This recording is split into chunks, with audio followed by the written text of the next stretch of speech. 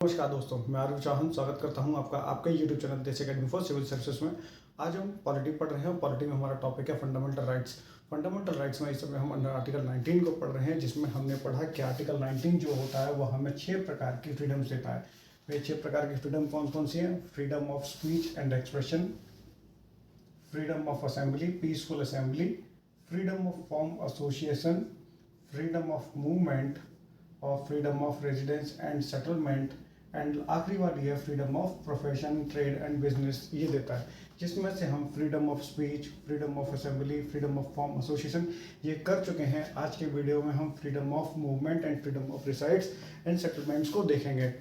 इस वाले पॉइंट को यानी 19.4 और 19.5 को आज करेंगे। तो पॉइंट नंबर 4 को देखें, फ्रीडम ऑफ मूवमेंट को देखें कि हमारा संविधान यानी भारतीय संविधान जो है वह हमें भारत के अंदर कहीं भी आने जाने की आज़ादी देता है। भारत के अंदर कहाँ कहाँ आने जाने की आज़ादी देता है कि जो इंडिया है वो 2 चीज़ों से मिलकर बना हुआ है। एक तो बना हुआ है स्टेट से, स्टेट्स जिसमें 29 स्टेट्स हैं, और दूसरा बना हुआ है यूनियन टेरिटरीज, ठीक है, जो कि 7 है। तो हमारा संविधान हमें स्टेट्स और यूनियन टेरिटरीज में जाने की आज़ादी देता है, और ये आज़ादी हमें कहाँ से मिलती है? आर्टिकल 19 के पॉइंट नंबर 4 से मिलती है, जिसमें कहा गया है कि फ्रीडम ऑफ मूवमेंट होती है। अब हम देखते हैं कि ये मूवमेंट जो आखिरकार ये शब्द जो लगाया हुआ है मूवमेंट, ये मूवमेंट क्या है? अपने आर्टिकल 19 के पॉइंट नंबर 4 में एक शब्द देखते हैं, मूवमेंट। ये मूवमेंट कैसा होता है? यह मूवमेंट होता है 2 तरह का, with in the India, with in the country हो सकता है, विद इन द कंट्री या इंडिया होता है, और दूसरा जो मूवमेंट होता है वह आउटसाइड ऑफ इंडिया या आउटसाइड ऑफ कंट्री होता है, आउटसाइड ऑफ कंट्री होता है। जो विद इन द कंट्री या विद इन द इंडिया होता है वो अंडर आर्टिकल 19 में आता है, और आउटसाइड ऑफ इंडिया जो अधिकार होता है वो अंडर आर्टिकल 21 में आता है। यहाँ पर हम अंडर आर्टिकल 19 की बात कर रहे हैं कि अंडर आर्टिकल 19 के तहत ही है ना हमें भारत में कहीं भी आने जाने की आज़ादी होती है। किसी भी स्टेट्स में, किसी भी यूनियन टेरिटरी में हमें आने जाने की आज़ादी मिलती है। अब इसी से जुड़ा हुआ अगला आर्टिकल आता है हमारा freedom of residence and settlement. हमारे देश में लगभग सभी लोगों को कहीं ना कहीं घूमने फिरने का शौक होता है।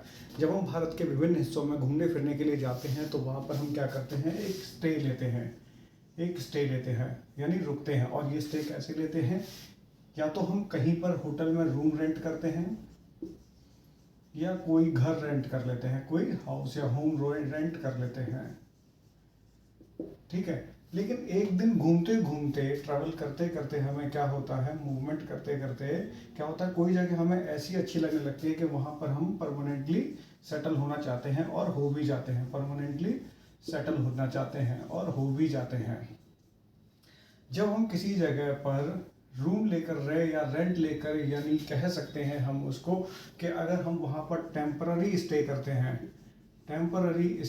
हैं तो उसे कहा जाता है रिसाइड। उसे कहा जाता है, क्या कहा जाता है? रिसाइड कहा जाता है। इसीलिए हमारे आर्टिकल नंबर 9 के पॉइंट नंबर 5 में कहा गया है कि फ्रीडम ऑफ रेजिडेंस यानी रिसाइड की जो हमें अधिकार दिया गया है वह अंडर आर्टिकल 19.5 पॉइंट नंबर 5 में दिया गया है। और रिसाइड का अर्थ क्या होता है? Temporary stay. लेकिन जब हम किसी जगह पर परमानेंटली स्टे करते हैं, क्या करते हैं? परमानेंटली स्टे करते हैं तो उसे कहा जाता है सेटलमेंट। उसे कहते हैं वहाँ पर सेटल हो जाना, क्योंकि वह जगह हमें इतनी अच्छी लगी है कि हम अपना जीवन वहाँ बिताना चाहते हैं, तो उसे कहते हैं सेटलमेंट। तो इसीलिए हमारा जो अंडर आर्टिकल 19 का पॉइंट नंबर 5 है वह कहता है फ्रीडम ऑफ रेजिडेंस के साथ साथ हमें फ्रीडम ऑफ सेटलमेंट का भी अधिकार देता है। इसलिए ये दोनों पॉइंट जो है 4 और 5 जो है आपस में जुड़े हुए हैं, और इन दोनों को एक साथ पढ़ेंगे तो आपको ये समझ आएगा। अन्य आर्टिकल्स की तरह से, जिस तरह से अन्य आर्टिकल्स पर भी है ना, क्या कहते हैं, संविधान ने या रेस्ट्रिक्शंस लगे हुए हैं, इस पर भी कुछ रेस्ट्रिक्शंस लगे हैं। वो रेस्ट्रिक्शंस कौन से हैं? चलिए वो देखते हैं। जो रेस्ट्रिक्शंस लगाए गए हैं, तो सबसे पहले हम रेस्ट्रिक्शंस देखते हैं। सबसे पहले हम जो रेस्ट्रिक्शन देखते हैं वो फ्रीडम ऑफ मूवमेंट पे देखते हैं। तो फ्रीडम ऑफ मूवमेंट पे जो पहला रेस्ट्रिक्शन सुप्रीम कोर्ट ने लगाया है कि प्रोस्टिट्यूट्स के आने जाने पर यानी मूवमेंट पर क्या लगाया गया है? रोक लगाया गया है कि प्रोस्टिट्यूट्स जो होती हैं वो मूवमेंट नहीं कर सकती हैं। दूसरा जो रेस्ट्रिक्शंस लगाया गया है वो हैबिचुअल ऑफेंडर्स के ऊपर लगाया गया है। हैबिचुअल ऑफेंडर्स का मतलब होता है जो आदती अपराधी होते हैं, जो सुधर नहीं सकते हैं, बार बार अपराध करते रहते हैं।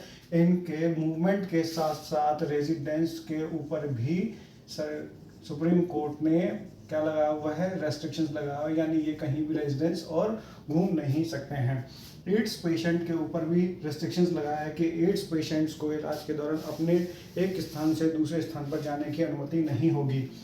पॉइंट नंबर 5 के जो हमारे ये 4 और 5 है, ये पॉइंट्स ये फ्रीडम ऑफ रेजिडेंस और सेटलमेंट से रिलेटेड है कि इंटरेस्ट ऑफ जनरल पब्लिक, अगर आपके किसी जगह जाने पर वहाँ के जब आप किसी स्थान पर जाकर रुकते हैं, रहते हैं, चाहे वो टेम्पररी हो चाहे परमानेंटली हो, अगर वहाँ रहने वाली पब्लिक को लगता है कि आप उनके हिसाब से नहीं चल रहे हैं, उनके लिए खतरा है, तो जनरल इंटरेस्ट में और जनरल पब्लिक के इंटरेस्ट में क्या करती है सरकार, आपके उस स्थान पर जाने कर क्या कर सकती है, पाबंदी लगा सकती है, रेस्ट्रिक्शंस लगा सकती है। उसी तरीके से इंटरेस्ट ऑफ शेड्यूल्ड ट्राइब्स यानी जनजातीय, जो देश की अनुसूचित जनजातियां होती हैं, उनके एरियाज में जाने पर भी, या उनको प्रोटेक्ट करने के लिए सरकार ने आम लोगों के उनके एरिया में जाने पर क्या रेस्ट्रिक्शंस लगाए रखे हैं, ताकि वह ट्राइब्स अपने जो उनके जो रीति रिवाज हैं, मान्यताएं हैं, प्रथाएं हैं, उनके जीवन जीने का तरीका, उस हिसाब से अपना जीवन व्यापन कर सकें। इस तरीके से हमने आर्टिकल 19 के पॉइंट नंबर 4 और पॉइंट नंबर 5 को कंप्लीट कर लिया। अब देखते हैं आर्टिकल 19 का पॉइंट नंबर 6 जो कहता है, क्या कहता है, वो कहता है कि हमें फ्रीडम ऑफ प्रोफेशन को कहता है। 19 का पॉइंट नंबर 6 देश के नागरिकों को आज़ादी देता है कोई भी प्रोफेशन चुनने की, कोई भी ट्रेड करने की या कोई भी बिजनेस करने की आज़ादी देता है। जैसा कि हम जानते हैं कि हर व्यक्ति अपनी रोजी रोटी चलाने के लिए, अपने दैनिक कार्यों की ज़रूरतों की पूरा करने के लिए काम करता है। वह या तो गवर्नमेंट जॉब कर सकता है या कोई प्राइवेट जॉब कर सकता है। प्राइवेट जॉब में क्या हो जाएगा, वो ठेला लगा सकता है, कॉल सेंटर में काम कर सकता है, ठेला लगा सकता है, अपनी दुकान चला सकता है, या कोई और ठेकेदारी कर सकता है, कोई भी काम कर सकता है। तो वह इससे हमें क्या पता चलता है कि है ना, कि हर व्यक्ति अपनी मर्जी के हिसाब से कोई भी काम चुनने के लिए आज़ाद है। मर्जी के हिसाब से वो कोई भी काम चुन सकता है, इसके लिए आज़ाद है। सरकार जो स्टेट है, वह किसी भी व्यक्ति पर किसी भी काम को करने के लिए, किसी स्पेसिफिक काम को करने के लिए जोर नहीं दे सकता है। कि मान लीजिए कहना कि कल की डेट में स्टेट ये कहने लग जाए, कहना कि देश के सभी नागरिकों को आर्मी में या पुलिस में भर्ती होना ही ज़रूरी है, तो यह अंडर आर्टिकल 19 के पॉइंट नंबर 6 का उल्लंघन होगा। ऐसा नहीं किया जा सकता या किसी अन्य काम को करने के लिए दबाव नहीं डाल सकती है। देश के नागरिक जिस काम को चाहें वैसे चुन सकते हैं।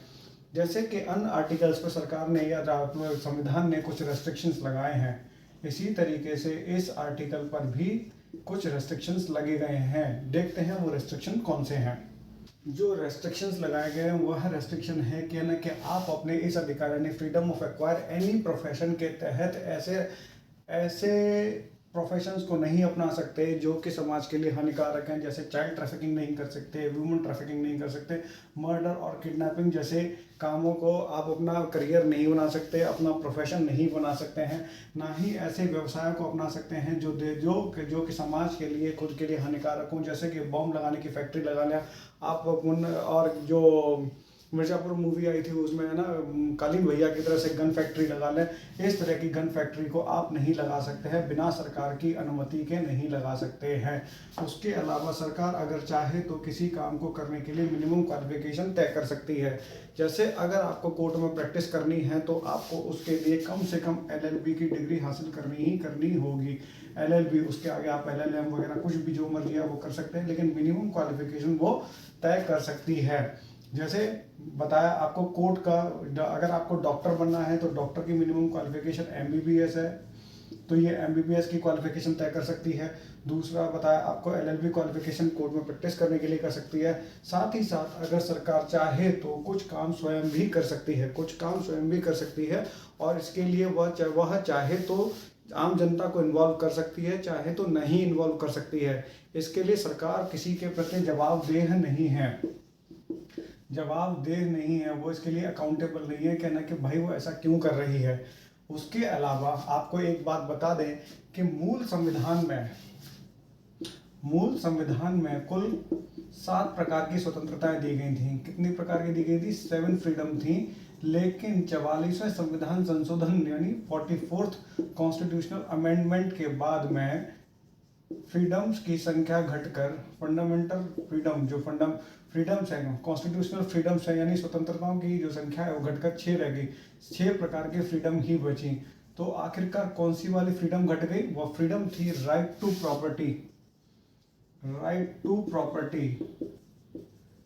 ये जो राइट टू प्रॉपर्टी वाली फ्रीडम है उसे 44वें संविधान संशोधन अधिनियम 1976 के माध्यम से मूल अधिकारों की श्रेणी से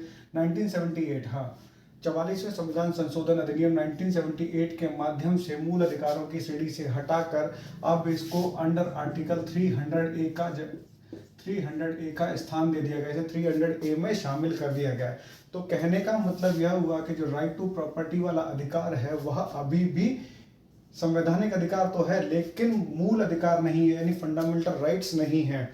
अगर सवाल आता है कि राइट टू प्रॉपर्टी वर्तमान में किस प्रकार का अधिकार है, तो यह संवैधानिक अधिकार तो है लेकिन संविधान के अंतर्गत हमें दिया गया मूल अधिकार यानी फंडामेंटल राइट नहीं है। इस तरीके से हमने अपना आर्टिकल 19 के अंतर्गत राइट टू फ्रीडम के जितने भी पॉइंट्स थे, राइट टू फ्रीडम के अंतर्गत जितने भी पॉइंट थे उस पॉइंट को कवर कर लिया है, कंप्लीट कर लिया है। आने वाले वीडियो में हम आर्टिकल नंबर 20 के बारे में पढ़ेंगे। अगर आपको हमारा ये वीडियो पसंद आ रहा है तो इस वीडियो को लाइक करें, शेयर करें, सब्सक्राइब करें, कमेंट करें। और आपको इस वीडियो से रिलेटेड कोई भी क्वेरी है तो डिस्क्रिप्शन में दिए गए नंबर पर आप या उस नंबर के व्हाट्सएप पर आप कॉल करके या मैसेज करके अपनी जानकारी ले सकते हैं। तो चलिए मिलते हैं आपसे अगले वीडियो में, तब तक के लिए नमस्कार।